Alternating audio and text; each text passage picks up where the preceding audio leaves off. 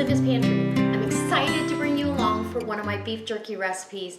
I've got probably a dozen that I do, but this is one of our favorites. My husband loves sweet jerky, and I love it sweet and spicy, so that's what we're going to do today. I've got a sweet and spicy marinade for my beef, and I'm going to make my own jerky for this hunting trip. And so I hope it brings you along. I'm going to do it out on the Traeger, and that'll make for easy cleanup. And also, it'll take a whole lot less time than the dehydrator.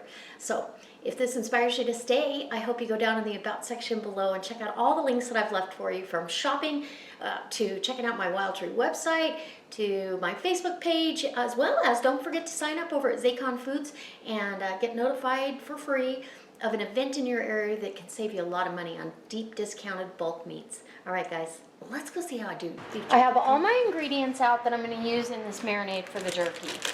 And I want to use this berry cherry teriyaki.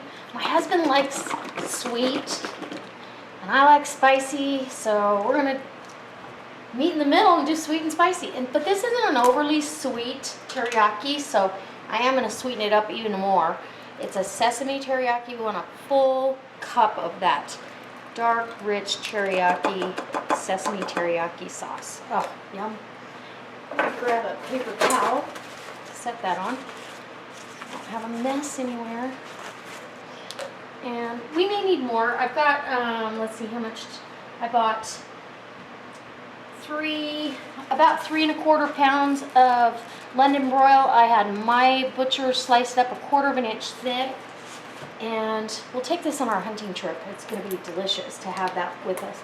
So I'm going to add a little bit more soy for the sodium, because beef jerky's got to be salty, right? And this is a 1/2 cup. I'm doing about 1/3 of a cup there of light soy sauce. And then we'll do, we'll see what we got in here. About a tablespoon of Worcestershire, and we'll just put that right there. Some cayenne pepper, and I'm gonna say a 1/2 teaspoon. You don't want it screaming hot, but I definitely want some heat in the background. And then I want a heaping tablespoon of red pepper flakes, and this is organic apple cider vinegar. We're going to use about 1/3 of a cup of that in there. And we're going to get a cup of water. Maybe 3/4 of a cup. We'll start with that. I think that's plenty. I don't think we need to overdo it. And now for the sugar. So let me wipe this off and get that dried off. And we're going to use a 1/2 cup firmly packed light brown sugar in here. And then you can just take your bag. I love this. You can just take your bag and smash everything around.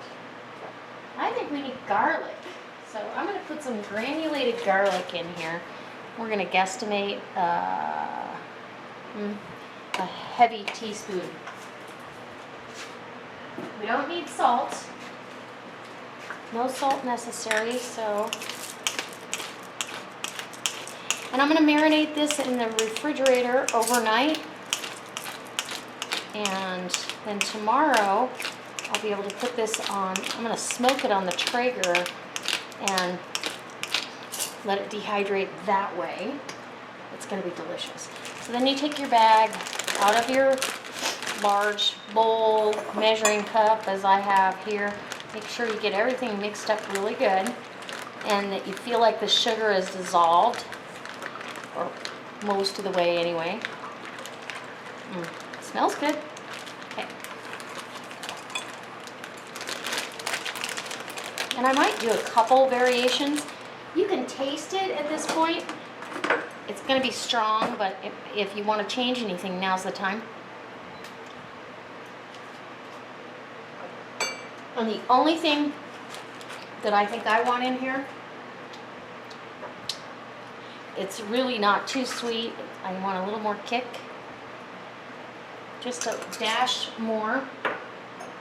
And I want a smoky background. So I'm going to add some liquid smoke. Maybe a teaspoon and a half. Give it another mix.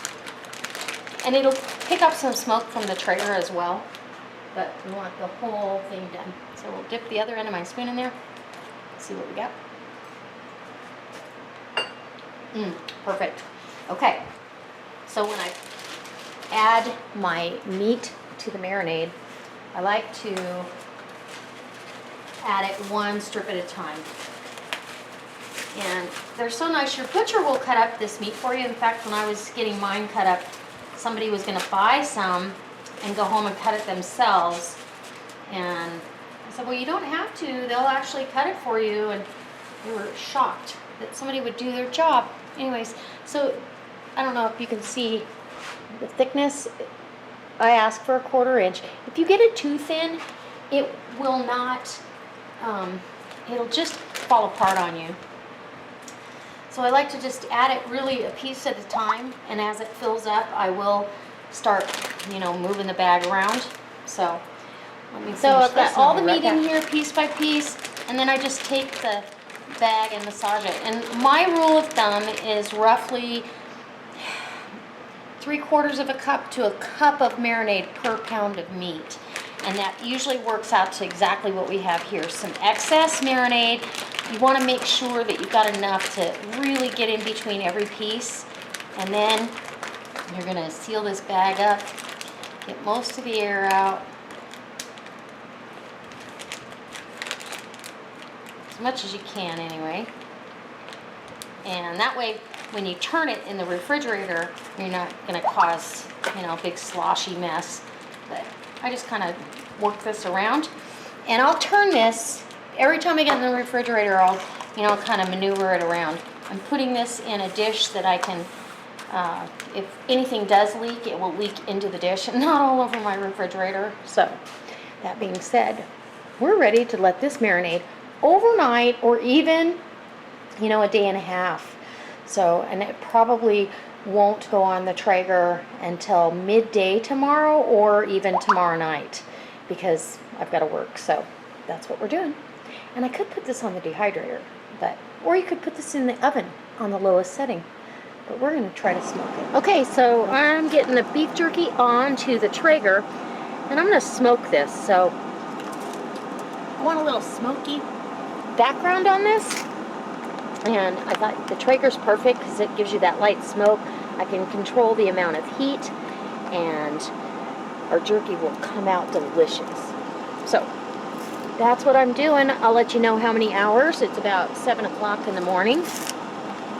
And this has been marinating for 2 days. I did not have time to get this in any sooner, and it's just going to make this all the more better.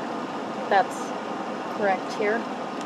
And as you can see, the smokes are rolling. This took exactly 3 hours, and I'm going to get this off the Traeger and package it up.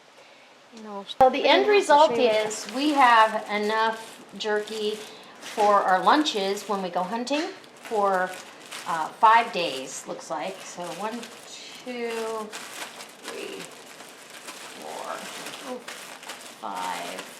5 with 1 left over, which I'm sure we'll use as sampling. But 5 days of jerky. Now, I may get another London broil and do it again. This is how I package it up, so it's all ready to go, and just grab it and put it in your lunch sack, in your backpack, whatever. And it's a nice, healthy, high-protein snack. I'm going to store this until it's time for us to go in the refrigerator out in the garage, and then all I have to do is, it doesn't have to be refrigerated because enough moisture is taken out, but I'll give you a taste test right here. I've already tasted it, and let me tell you,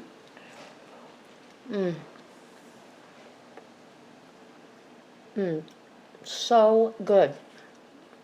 Very teriyaki, not too salty. In fact, at first I thought I wanted more salt, but now that it's kind of cooled down.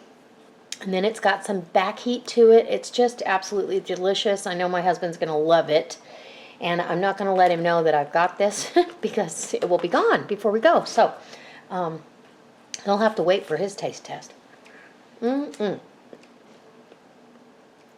Love beef jerky. And I know what went in here because we bought beef jerky for our hunting trip, and oh my gosh, it was really not good. I just didn't enjoy it at all. So anyway, nice high protein snack to take with you. All right, guys, I hope it inspires you.